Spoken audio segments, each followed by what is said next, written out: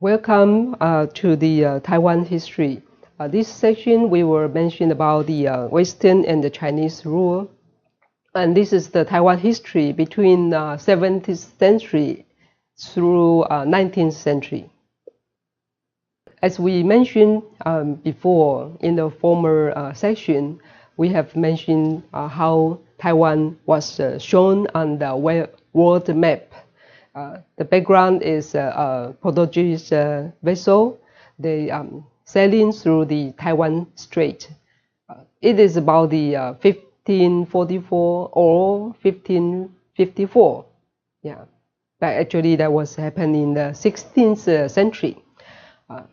They saw Taiwan as a beautiful island. Therefore, they wrote down in the ship's log, Iha Formosa. However, we mentioned before the Portuguese people, they did not land it in Taiwan. Therefore, the world map shows Taiwan as a separate three parts of the small island. But actually, Taiwan is a whole island.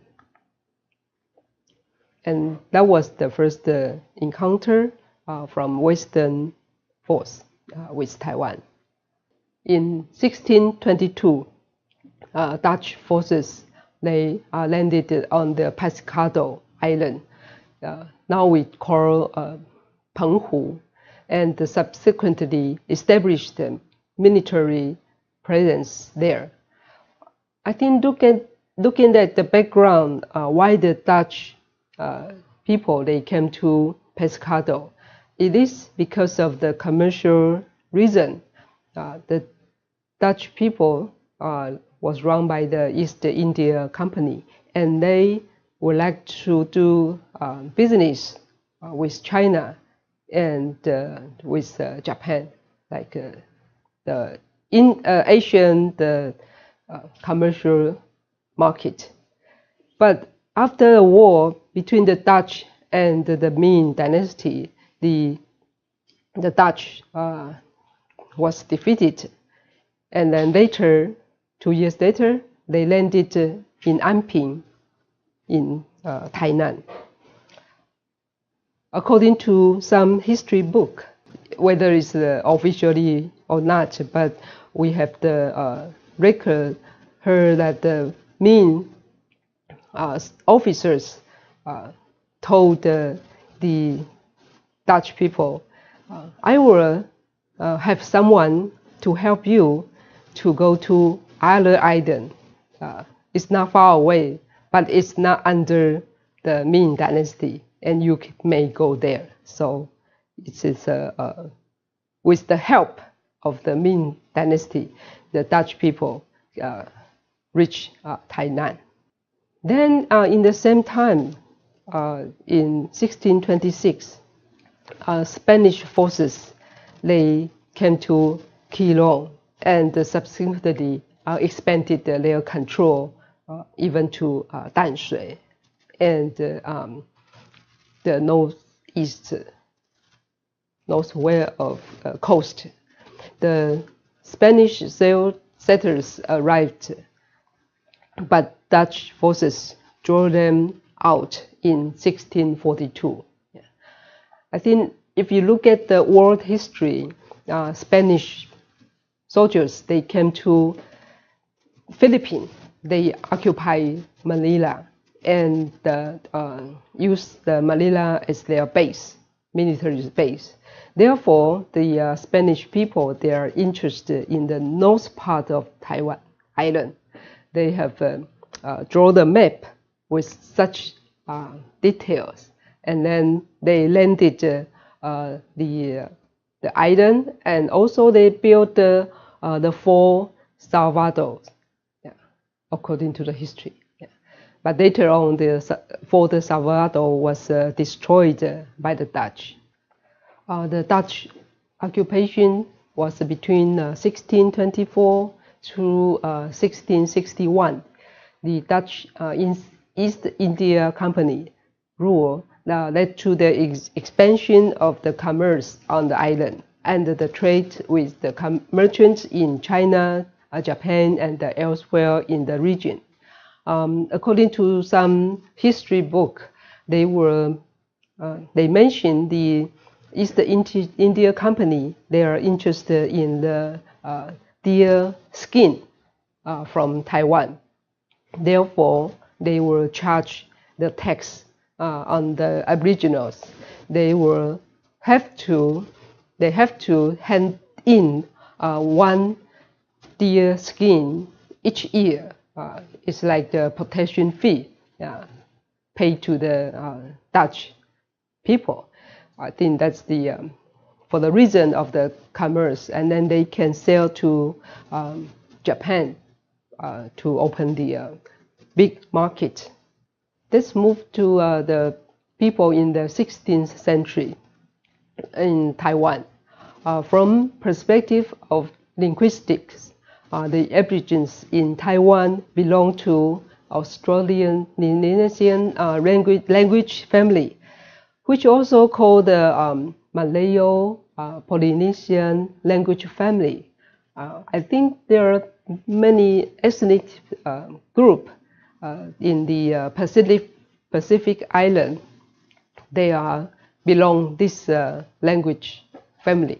Yes, as you can see, including Philippines, beginning from Taiwan, Philippine Islands, Indonesia island, so even the islands in Pacific Ocean. Therefore, we may say most of the people in Taiwan at the time are aboriginals, and then they include the lowland Pingpu people and mountain aboriginals. And we will say that even they are called Aborigines, but actually they have many tribes, including lowland or mountain Aborigines. Then the Chinese came to Taiwan. They were write down native to represent the Aborigines. So that literally, that native, they were write down like a savage. And if some of them adopted the Chinese way of living, they were called cultivated savage. And if they live their way, they are far away from the Chinese way of living, and they are called the native savage. During 17th century, the Ming Dynasty came because under the threat from the Manchu people that was from the northeast of the mainland China. Then the Manchu has established a new dynasty in 1644.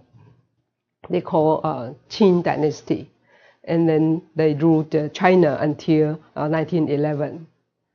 So there's a Zheng Chenggong. He was also known was Goxinga. He brought a large number of the Chinese to Taiwan. Zheng was able to raise an army of 100,000 men in order to fight with the Manchu for more than a decade. After the many wars happened in the South China, then Zheng Chenggong has decided to come to Taiwan.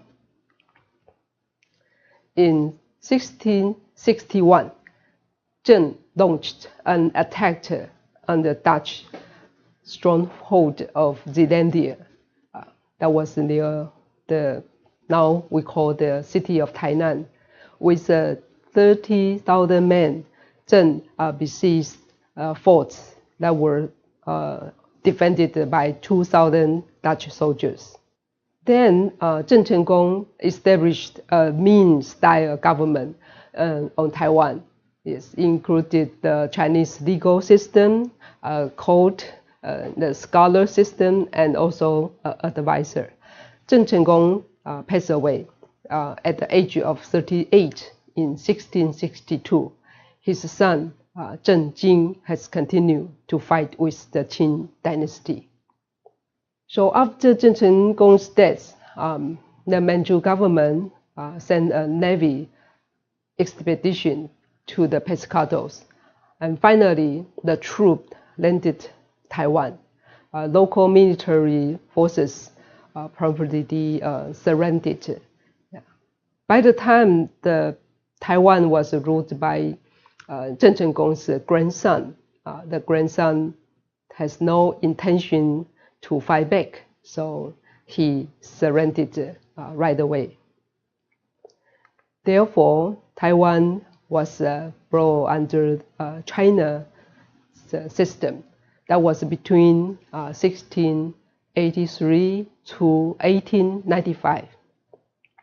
In 1684, Taiwan was part of the Fujian province, and there's a capital city in Tainan, and the 3 counties. There's a Zhuluo County and Taiwan County and Fengshan County. During the Qing dynasty, officers assigned to Taiwan were generally lazy, inefficient, and corrupt. They enforced laws and acted with cruelty and generally discredited the welfare of the people. Probably numerous uprisings and political and social instability. The educational system was formally incorporated into Chinese education system. Yes, the people who are study the Chinese classic books, and then they will go to attend the Keju system. That means examination system. Here, I list a few like big political uprising in Taiwan in the 18th and the 19th century. Yeah. So there you can see Zhu event happened in 1721. They started the riot in Kaohsiung. Then the Lin event between the 1783, 87 and 1788, he also started a big riot in the central Taiwan and all the way to Jiayi. And there's a Dai event happened in 1862, also around the Jiayi and the Kaohsiung. So after 1800, the rapid increase in the Western commerce, they came to China and forced China to open the commercial business with foreign country. Therefore, Taiwan was brought under the expanding import and also the export. Therefore, we have called this as Western powers to reach Taiwan. And in 1884, a war happened between China and France. And they came to Keelung. The French soldiers, they would like to start a fight with Taiwan. However, the soldiers, they have won, and the government recognized the importance of Taiwan. Therefore, Taiwan became an independent province of China, and Liu Mingchuan became the governor, the first government of Taiwan. I have a few questions for you to think about it. The first one, when the Dutch built the Zidane Fort in Tainan, in Taiwan, they got the permission from China government. Yes or no? Wow. Actually, it is get the help from the China government. It's not permission. Let's see the second question. During the 17th century, the Goxinga came to Taiwan in order to make business with the Dutch. Okay, think about it. Wow, actually, Goxinga came to Taiwan because of the political reason. He is the person who wants to fight with the Manchu government. That's why he came to Taiwan, not for the business. Okay. Another question is, in the 16th century, most of the people in Taiwan were Aboriginals, lowland, Pingpu, and mountain Aboriginals. Yes or no? I think this is true, because in the 16th century, there are only few Chinese, and most of the people in Taiwan are Aboriginals. Yes, this is the end of the section.